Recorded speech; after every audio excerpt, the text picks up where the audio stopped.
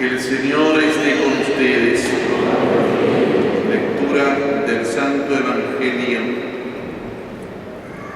según San Marcos.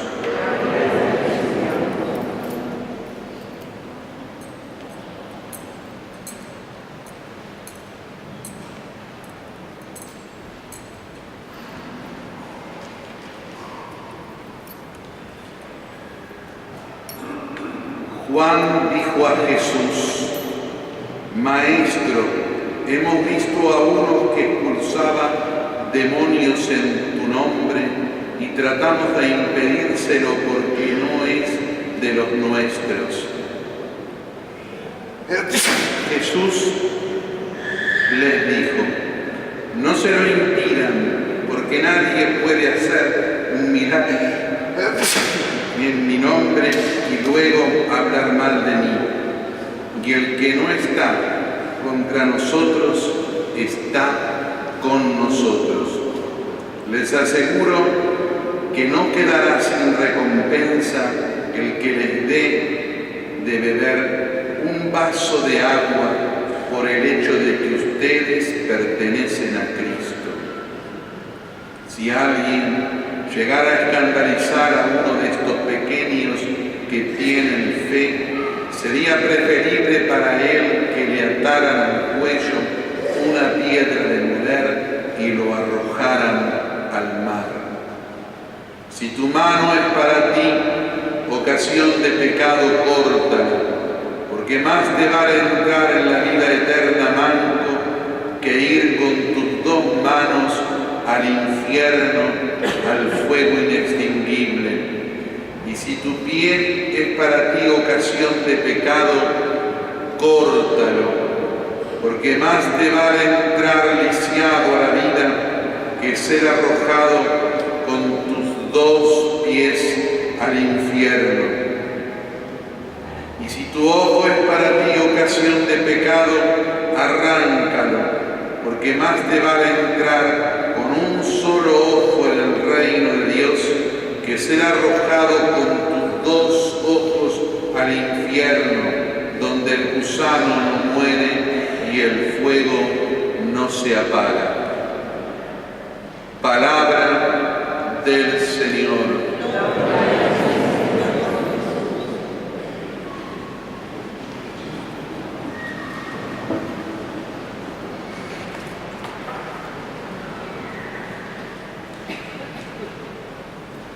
Les transmito a todos un saludo especial del cardenal Cables, que tenía que venir desde Paraná esta mañana para presidir la celebración de esta misa, pero llamó por teléfono anoche diciendo que los achaques de 89 años a veces le impiden salir, que no tiene nada de especial, sino me dice, es este chiste, dice, es el paso dice, es el tiempo.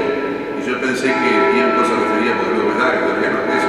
Dice, no, me dice, es el paso del tiempo. Así que esperemos alguna próxima vez, a un cuarto domingo, que existe la archicofradía, volver entonces a invitarlo para que pueda venir. La liturgia de la palabra de este domingo, que tiene como una especial severidad, ¿no es cierto? Primero, esa severidad en torno a las advertencias de Jesús, a la salvación y a la condenación. Una afirmación solamente clara, la posibilidad de la condenación y la posibilidad de la salvación son situaciones reales, no son situaciones que provienen de momentos, como les gusta tildar a la actualidad dislocada de toda situación religiosa, que provienen del oscurantismo. Todos podemos salvarnos o podemos condenarnos.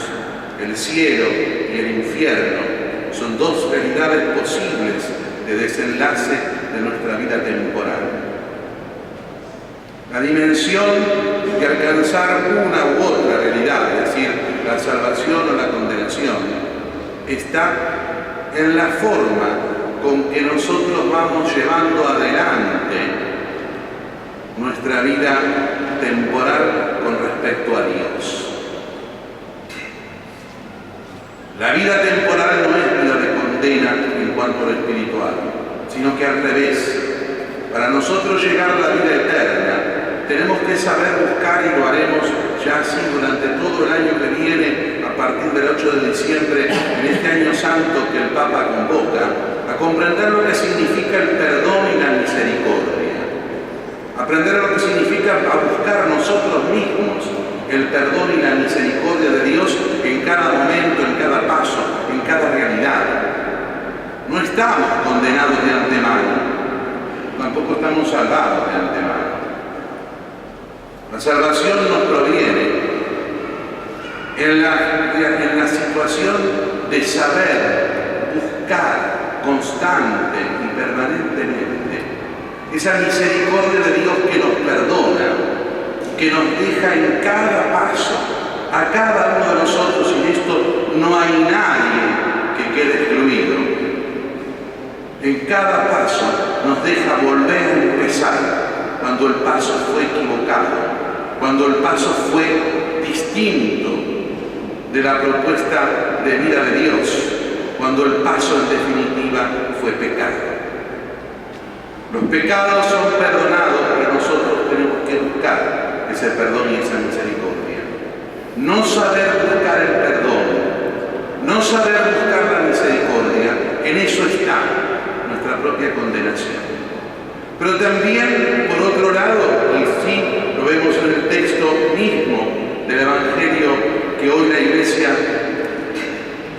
nos propone, es que ese perdón y esa misericordia que todos nosotros necesitamos, porque el que dice que no necesita el perdón y no necesita la misericordia, el que dice que no es capaz de buscar en Dios esa fuerza para caminar y salir constantemente de cualquier realidad del pecado, directamente no es cristiano, no es católico.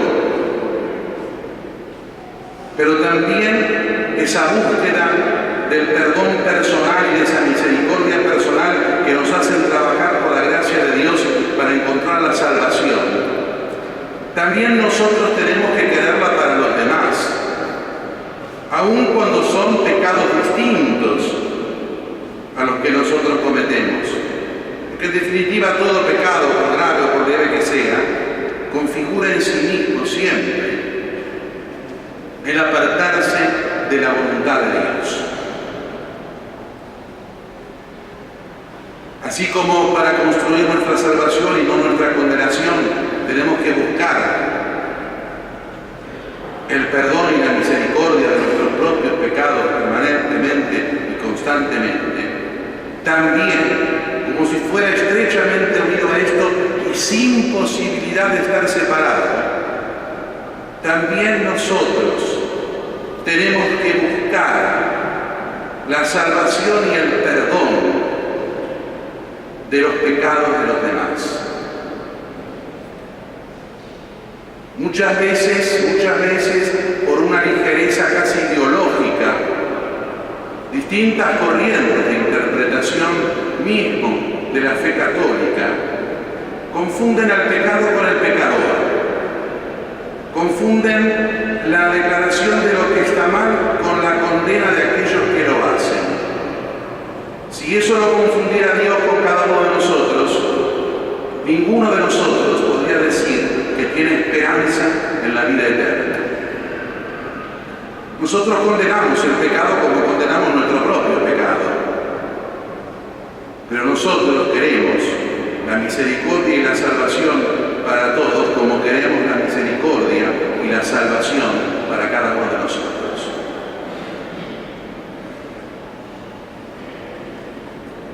El secreto que trae hoy la proclamación de este Evangelio, que muestra haciendo el bien a algunos que no están dentro de la óptica de los apóstoles como iglesia inicial. Pero Jesús, que tiene la mentalidad de Dios porque es Dios, comprende y les explica cómo, aún fuera de nuestro pensamiento humano, el pensamiento divino siempre subsuma el bien en una misma realidad, y que la dimensión de la salvación no está sujeta ni está gobernada por la inteligencia humana, sino que la salvación, el reino y lo sobrenatural está sujeto a la inteligencia divina, y que es simplemente lo que nosotros podemos hacer, es una interpretación de esa inteligencia, pero nunca ponerle a esa inteligencia divina los criterios y los conceptos que puedan salir solamente de nuestra pobre, limitada en esto, inteligencia humana. Esto completado también con la lectura del apóstol Santiago, que si también la escuchamos en este domingo así, simplemente, podría traer hasta una confusión de un error muy grave: la aplicación liviana del concepto de pobre y del concepto de rico. Acá estamos hablando del concepto de pobre y del concepto de rico en la dimensión evangélica, y no en la dimensión solamente material, aunque tenga, sí, después consecuencias materiales. Se puede ser inmensamente rico. Se puede ser inmensamente rico, por decir, en los dos extremos. Se puede ser rico teniendo mucho dinero y manejando una entidad multinacional. Y se puede ser inmensamente rico en la casilla de una villa de emergencia. Porque tanto uno como el otro puede ser ladrón, tanto uno como el otro puede quedarse con lo que no le corresponde, poco o mucho, pero no importa. Tanto uno como el otro puede tener la dimensión de querer poner su fundamento solamente en los bienes materiales. Pero tanto uno como el otro y todos los que estamos en el medio, también podemos experimentar, seguimos los consejos de Cristo,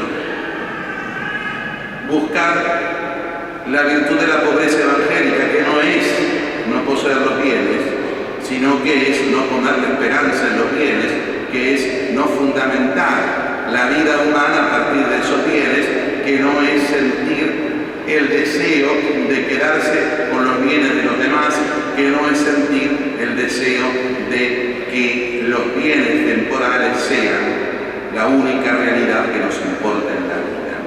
Por eso el concepto de rico y de pobre que el apóstol Santiago pone no es tan simple, sino sería muy fácil. Si no, dejaríamos todos de tener bienes y estaríamos quedados ahí a un costado esperando la salvación. Esa interpretación es una interpretación infantil que ha tentado muchas veces en la iglesia. Recuérdense una película famosa que sale de un libro, su vez más famoso, El nombre de la rosa. Aparece una herejía ahí dando vuelta, un poco disfrazada, novelada, por supuesto, que dice estos Fraticelli que despreciaban todo lo temporal, porque pensaban que quedándose sentados junto a la vida, sin tocar nada lo temporal, encontraban la salvación. Es al revés. Lo temporal hay que incorporarlo a la dinámica humana, porque de lo temporal todos nosotros somos administradores, porque Dios nos confió la creación a todos nosotros. Aún, fíjense, las órdenes religiosas que, como los franciscanos, viven la pobreza en grado extremo, aún así la propia orden no deja de administrar temporalmente aquellos bienes que poseen para contribuir al desarrollo mismo de la creación. ¿Será que personalmente alguno de ellos puede ser que no tengan derecho al usufructo de esos bienes, pero sí tienen, la orden sí lo tiene, como en todos los casos que existen, como los franciscanos, porque son más conocidos, el misterio del voto de la pobreza. Por eso entonces le pedimos a Dios estas dos realidades, que podamos llegar en este domingo a comprender lo que significa la realidad de la pobreza en su dimensión real y no novelada, en su dimensión real y evangélica y no herética, y en su dimensión para saber ser pobres de corazón, para buscar ese misterio de la salvación a través del perdón de Dios.